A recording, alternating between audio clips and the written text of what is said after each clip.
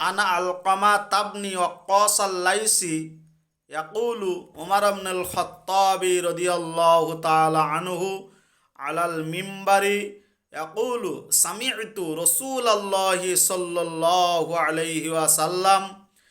ইন্নামাল আ'মালু বিন্নিয়াত ওয়া ইন্নামা লিকুল্লি ইমরিইম মা নাওয়া ফামান কানাত হিজরতুহু ইলা দুনিয়া ইউসিবুহা আও ইলা ইমরাআতিন ইয়ানকিহুহা ফাহিজরতুহু ইলা মা হাজারা ইলাইহি। ওয়াক্কাসিল লাইসি তিনি বলছেন, আমি ওমর ইবনুল খাত্তাব রাদিয়াল্লাহু তাআলা আনহু থেকে শুনেছি,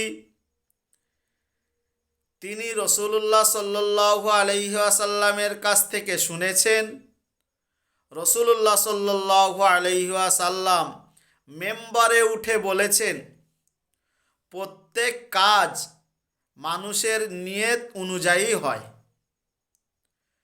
যদি মানুষ দুনিয়া হাসিল করার জন্যে হিজরত করে তাহলে সে দুনিয়া লাভ করবে, এবং যদি কোনো মানুষ কোনো মহিলাকে বিবাহ করার উদ্দেশ্যে হিজরত করে অবশ্যই তার হিজরত সফলকাম হবে, সে হাসিল করবে।